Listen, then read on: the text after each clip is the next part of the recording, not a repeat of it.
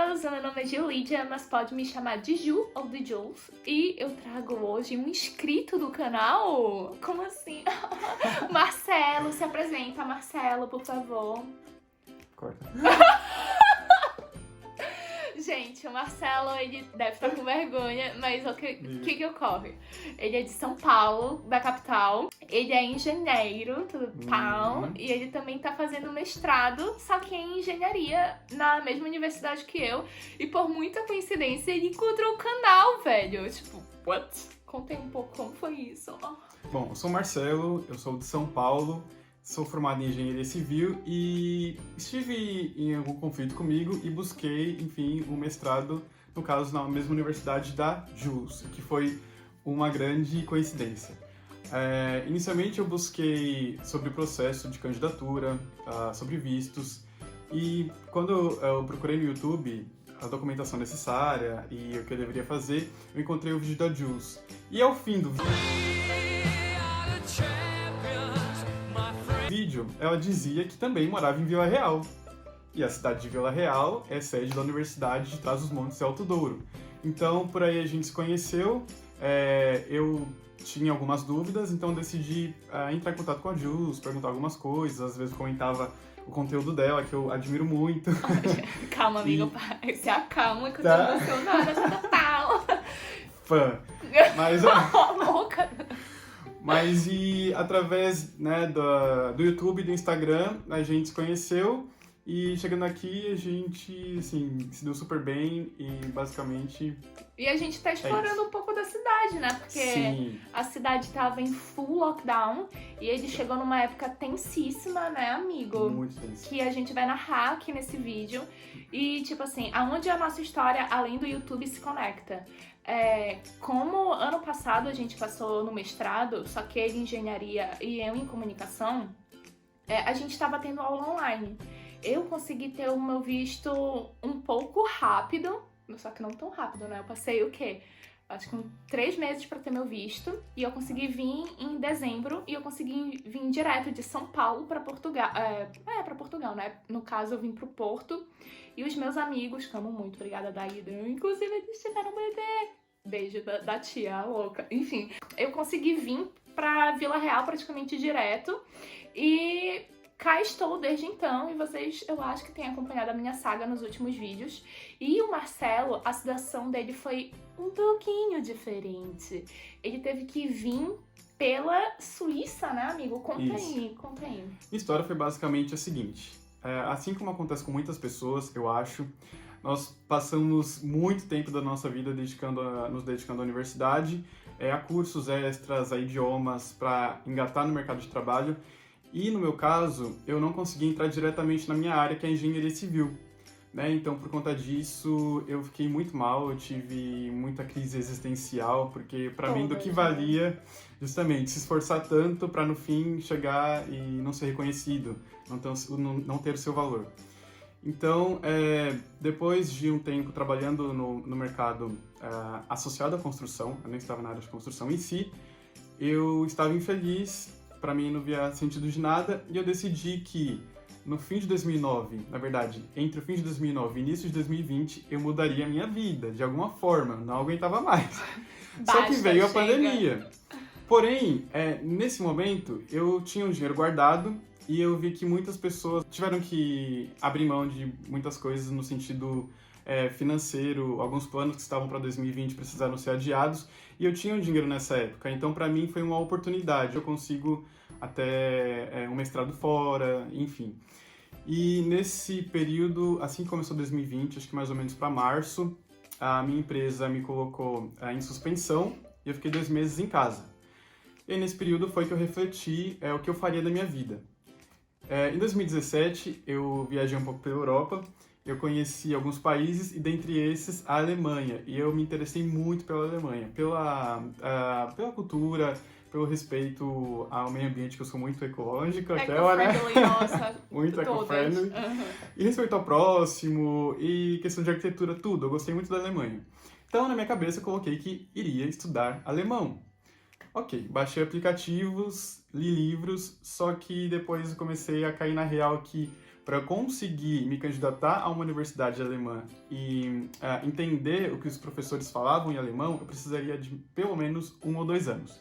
Tudo bem que dá para me candidatar para cursos em inglês, mas eu queria em alemão mesmo, né? Coisa da minha cabeça. Normal, amigo. Enfim. E com isso, eu tinha uma amiga que também estava se candidatando para uma universidade no exterior. Ela estava entre a Alemanha, a Bélgica, enfim. Só que ela acabou escolhendo Portugal. E eu falei... Aí ela perguntou pra mim, né? Ela me chama de Celo.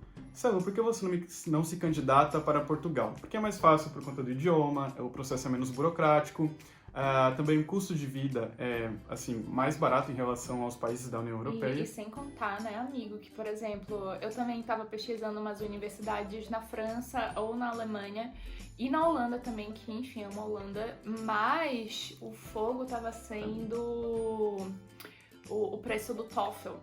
O TOEFL, tipo assim, na conversão, aí eu falo assim, já que você tá nesse plano de, eu vou mudar de país, você tem que ter dinheiro, você pensa assim, vale mais a pena eu pagar pra fazer um TOEFL, que deve estar o quê? R$1.000, R$1.200, uma prova, pra tu corres risco de se dar muito mal, ou dependendo do teu nível de inglês, tu pode não ter uma experiência que tu gostarias. Ou, por exemplo, tu pega esses, sei lá, R$1.000, R$1.200, converte pra euro, que dá um valor tipo de uma matrícula numa universidade portuguesa, pra você fazer ser um mestrado. Então foi isso o que eu pensei também. Não, e foi justamente isso.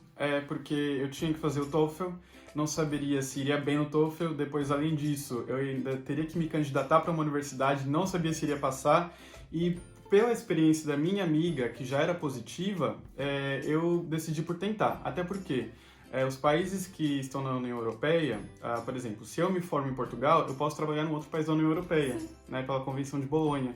Então eu falei, olha, de repente eu posso me formar em Portugal e depois procurar algo na Alemanha, fazer um processo, né, cortando alguns caminhos.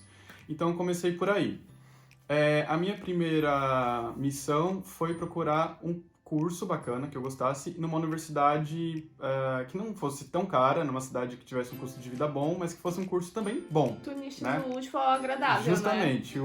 como que eu vou falar? É o custo-benefício agradável pra mim, Sim. né? Porque a gente também ainda não é rico, ainda, mas também a gente não quer fazer qualquer coisa. Se vocês fizerem esse canal crescer, podemos ser ricos.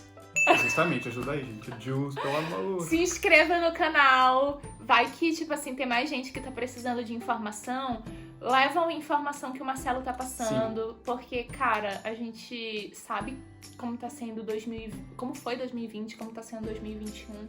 Então, às vezes, quando a gente acha que não vai conseguir, vai lá um sopro divino de esperança e a gente consegue, e graças a Deus a gente conseguiu pelo menos concretizar um pouco do nosso sonho, que é estar aqui e estudar. Uma coisa que eu acho que demoraria, pelo menos pra mim, muito tempo no Brasil conseguir. Sim, sim. Eu acho importante também aproveitar esse momento que o Brasil está passando, né, e refletir sobre os seus planos futuros. Então, a gente está aqui com o intuito de ajudar mesmo vocês a ter, assim, a entenderem como é o processo, ter mais ou menos um passo a passo, que depois eu vou falar sobre isso, e, enfim, ajudar todos aqui. Então, por isso, se inscrevam no canal, gente. Yes! E voltando pro assunto. Então, eu sou graduado em Engenharia Civil, eu queria fazer um mestrado em Engenharia Civil. E essa minha amiga tinha se inscrito para uma universidade, eu me interessei pelo curso também, só que na última fase eles limitam as inscrições para estudantes estrangeiros. Por quê? O que acontece? Como nós do Brasil, né, estamos fora da União Europeia e do espaço Schengen, nós precisamos de um visto para ficar mais de 3 meses na Europa, né, no caso na União Europeia. Alguns países até aceitam um pouco mais ou menos, mas enfim, nós precisamos de visto. E às vezes esse processo de visto, até nós enviarmos a documentação para o consulado, eles aprovarem e retornarem para a gente, demora um tempo. Então, a última fase, algumas universidades, elas não abrem para estrangeiros fora da UE. Então, isso foi o que aconteceu comigo. Eu busquei outras universidades, enfim, em Lisboa, Porto, Coimbra, e acontecia a mesma coisa. Até que eu me deparei com a UTAD, que é a Universidade de Trás-os-Montes e Alto Douro, e a última fase estava aberta. E falei, por que não tentar? Então eu paguei lá a candidatura, enviei todos os documentos. Agora eu não sei se a Jus chegou a postar. Eu não, Não, eu coloquei os documentos que eu precisei, que foram muitos, inclusive até vacina a gente precisou tomar. Que foi... Sim, justamente. Então, tá no link nos cards, meninas do Tupão. Justamente, gente. Vai lá no card, porque da JUS eu procurei sobre tanto o documento da candidatura quanto o documento para o visto. Agora eu fiz um pouco de confusão na cabeça, mas enfim. Então eu escolhi a UTAD, me inscrevi, enviei todos os documentos. Eles pedem, no geral, o currículo acadêmico, científico e profissional. Aqui é tudo num só. E no modelo europeu. Isso, justamente. No modelo europeu, seu passaporte, a taxa de candidatura, diploma, basicamente. E eu tentei, mas eu não tinha uma certeza, né? Porque uma candidatura pra fora do país, na Europa, gente. A gente sempre acha que, por exemplo, aí vem a síndrome do impostor. A gente sempre acha que porque, somos brasileiros, não sei se meu currículo é tão bom quanto eles acham. Mas acabou que eu passei e o Marcelo passou. Confia em vocês, garotas, isso é total. Mas é isso. E aí tu passaste e ficou assim... ensandecido de felicidade, né, amigo? Justamente, eu tava ainda trabalhando assim, tentando não olhar no celular, porque eu sou uma pessoa muito ansiosa, então eu tentei segurar muito a ansiedade, tipo, assim, eu só fui olhar o resultado depois do almoço. Passei, a primeira coisa que eu fiz após o resultado... Foi gritar. Gritar, além de gritar, pensar na documentação, porque eu estava preocupado com o visto, estava na última fase. Então, se desse alguma coisa errada no visto, provavelmente não daria certo o meu processo. E sem contar, né, amigo, desculpa te cortar, Imagina. que a VFS, que é a empresa que emite os vistos, ela é bem rígida. Então, se você, tipo assim, não enviou um documento que eles pediram, tenha certeza que você vai demorar em ter a sua documentação. Justamente, eles são bem rígidos mesmo. Até porque eu morava quase do lado do escritório e não me deixaram levar. Mas por conta da pandemia, eu até entendo. Então, sobre a documentação do visto, foi a primeira coisa que eu me preocupei. Inclusive, tá aqui no card. Vai estar desse lado aqui, amiga. Tá desse lado. Então, eu peço para vocês irem lá, acessar depois, assistirem o vídeo e depois retornarem aqui pra gente continuar esse assunto. Então, depois disso, eu enviei minha documentação e esperei que mais ou menos dali um mês e meio, eu já teria o resultado, né? Porque não era um período de alta demanda, porque estava na última fase e estava em pandemia, então achei que muitas pessoas não se candidatariam. Mas não foi bem assim. Então, me preparando já para viajar, eu decidi conversar com a minha gestora na empresa que eu trabalhava e pedir a demissão, para ficar tudo ok, né? Então, depois de um mês enviado o visto, no mesmo dia eu já falei com a minha gestora, eu precisei sair da empresa, porque o meu contrato já estava finalizado, e fiquei em casa esperando. Esperei um mês, esperei 2 meses... Esperei 3 meses, eu já tava muito, muito louco da vida. E isso só na online, né, amigo? Então, justamente, porque assim, eu tive um mês, eu apresentei pra empresa um plano de que eu sairia um mês pra começar as aulas, né, antes de começar as aulas, pra não ter problema depois de chegar e não entender o que estava acontecendo aqui, né, já ter acontecendo as aulas e não entender o que estava acontecendo aqui. Então, eu esperava que fosse depois de um mês ser aprovado o meu visto, fiquei em casa a esperar, comecei a assistir às aulas, porque ainda não tinha recebido o visto, e esperei 2, 3 meses e nada de chegar.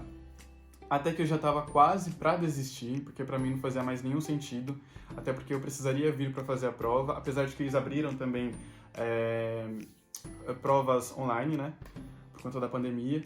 Mas eu já estava muito desgostoso, achei que não ia acontecer. Mas resumindo, quando eles te deram visto, Sim. Tu já imediatamente teve uns problemas com as agências de viagens que todo mundo tem, inclusive, enfim. Aí, como foi essa transição de, por exemplo, tu saiu de São Paulo, em vez de vir para Portugal, que eles não estavam com as fronteiras abertas, tu veio pela Suíça? Como é que foi isso? Isso, justamente. O governo de Portugal, ele pede um exame... O PCR, é o PCR. RT-PCR, isso. Até 72 horas antes do embarque. Né? No meu caso, eu fiz o teste 4 horas antes do embarque, com aquele medo, né? Falar assim, não, eu quero que esteja fresquinho para que ninguém Tipo assim, te barre de viajar, né? Justamente, Jesus, pra mostrar que eu tô limpo, gente. 4 Mas ali horas. tremendo, né? Porque vai que você pegou uma embalagem, alguma coisa, mas não, eu estava me cuidando muito mesmo. Limpíssimo. Sim, então eu fiz esse teste no próprio aeroporto, no caso o aeroporto de Guarulhos. Lá tem uma unidade que faz o teste e em até 4 horas fica pronto. Né? Ok. Fiz o teste, deu negativo, amém, aleluia. Apresentei e embarquei. Antes de embarcar, eu precisei preencher um formulário da DGS, que é o...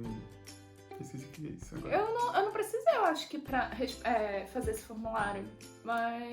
Mas é porque o que acontece em Portugal? Depois de um certo período, de algumas suspensões, mesmo quem vem por outros países, no meu caso, eu vim pela Suíça, nós precisamos fazer um isolamento profilático. Então, por isso, eles pedem que nós preenchemos um formulário com a morada, que é o endereço, porque caso eu tenha algum sintoma, ou caso eles queiram controlar, né, se eu estou bem, enfim, eles sabem onde eu estou. Então, é basicamente isso. Então, preenchi o formulário, embarquei e fiz uma viagem de aproximadamente 11 horas até Zurique, na Suíça, e de lá a conexão foi de 1 hora. Aqui tem que ter muita atenção porque é um período curto de tempo, então já assim que sair do avião, já pega o gate, né, o portão direitinho e vai direto, gente, se informem. E de lá, peguei um avião para Lisboa, no caso. Guerreiro, esse foi guerreiro. Sim, com duração de 2 horas e meia. E chegando em Lisboa, eles separaram quem vinha do Brasil e da Inglaterra. Really? Sim. Eita! Real. Meu Deus! Sim. Não sabia disso. E ao sair do aeroporto, nós tínhamos novamente que confirmar a morada e dar um número de telefone, além de apresentar o teste PCR. Era super controlado. E nesse momento, eu apresentei meu passaporte e estava esperando o carimbo, porque depois pro CEF a gente precisa mostrar um comprovante de que nós entramos legalmente no país. Sim. Só que eles não carimbaram, porque quando você entra na Europa, o primeiro país que você entra é onde vão carimbar seu passaporte. Como a Suíça está no espaço Schengen, então, chegando em Portugal, não precisaram carimbar de novo. Mas uma dica. No caso dele, não precisaram. Mas Sim. a dica, assim, o pulo do gato guarda a tua passagem, a que te enviaram por e-mail, a que estava impressa, a que tu estavas a segurar na mão. Guarda ela, porque quando tu chegares ao CEF ou algum órgão pra regular, eles vão perguntar, entraste como, né? Isso mesmo, amiga. Inclusive, isso foi o que aconteceu comigo. Eu entrei no desespero porque eu achava que tinha que ter o carimbo no passaporte. Mas eu sei que, depois lendo, se precisa imprimir um documento que é uma declaração de entrada no país e entregar até uma unidade do CEF em até 3 dias úteis, tá? No meu caso, eu não consegui fazer isso porque eu precisei ficar em isolamento profilático e eu não pude ir até o CEF. Mas o Serviço Nacional de Saúde, que é o SNS, ele avisa o CEF, ok? Então, saí do aeroporto de Lisboa, fui até Vila Real de autocarro, de ônibus, como dizem aqui, porque pra mim era mais cômodo. Eu podia ir de comboio e depois fazer uma transferência, mas de autocarro era uma viagem só. Eu fui descansando. Ok, cheguei aqui, já escrevi um e-mail enviando o meu bilhete, minha passagem, meu passaporte, meu visto e o meu carimbo, que foi feito na Suíça, foi dado na Suíça, e enviei pro CEF. E aí dormi tranquilo. Amém. No dia seguinte, o Serviço Nacional de Saúde já me ligou perguntando se eu estava em isolamento e perguntando mais informações minhas como e-mail, para me enviarem alguns direcionamentos sobre como se portar durante a pandemia, né? Então me falaram que eu precisava ficar 14 dias em casa, eu não poderia mesmo sair, eu teria que dar preferências para serviços delivery, ou se eu conhecia alguém, pediria para como fazer uma compra, no caso, quem fez para mim foi a Jules. E basicamente foi isso, precisei ficar os 14 dias e no último dia eles marcam um teste RT-PCR novamente para ter certeza de que você não está contaminado, no caso, eu. Ou seja, outra cotonetada no nariz, né, gente? Amigo, como foi a experiência de catutar em teu nariz novamente? Porque você veio do Brasil pela Suíça.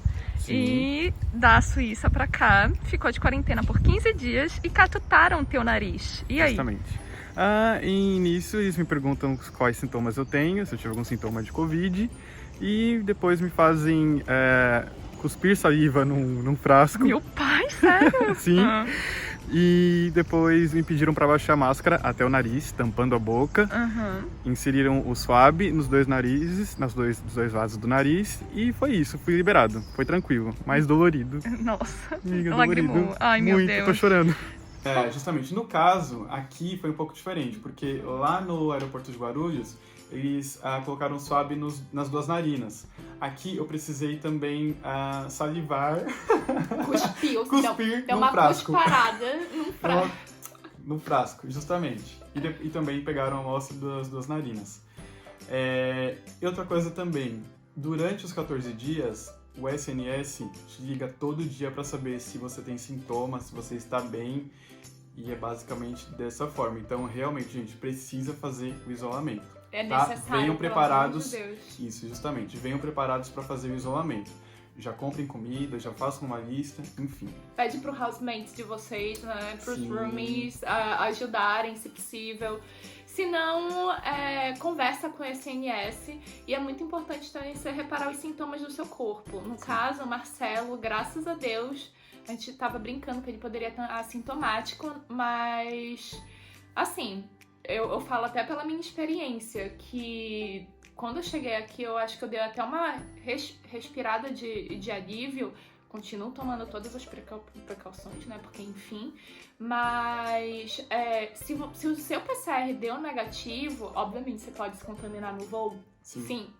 Mas você tá seguindo todo o seu esquema de limpeza, eu acho que você consegue ficar um pouco tranquilo. Mas, obviamente, estamos numa pandemia, não tem motivo pra gente ficar tranquilo.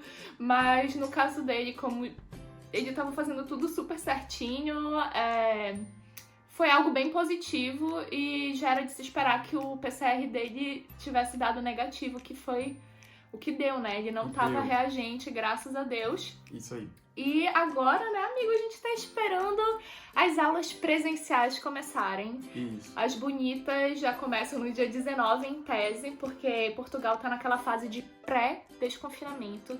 Então, essa semana, eu e o Marcelo, a gente conseguiu finalmente ir na biblioteca, né, amigo? Muito estudiosa, hein? Estudiosa, a gente conseguiu ir pra biblioteca, a gente já consegue tomar café nas esplanadas, que são aqueles espaços outdoor, né, que você senta, come, enfim.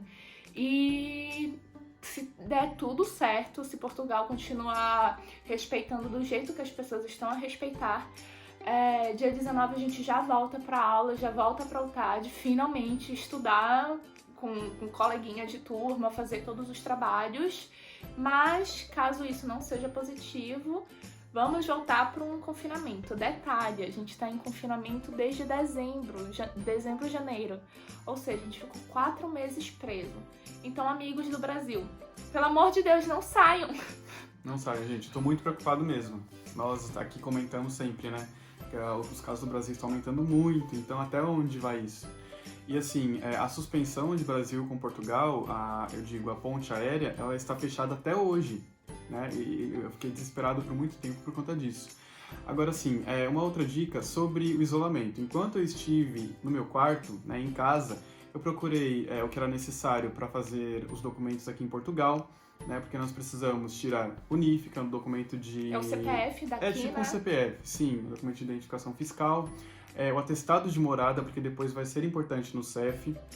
E também, o que mais eu fiz? Se vocês quiserem vídeo de atestado de morada, que o meu processo aí, nesse caso, foi um pouco diferente do Marcelo. Sim, verdade. Se vocês quiserem vídeo falando sobre isso, a gente vai fazer.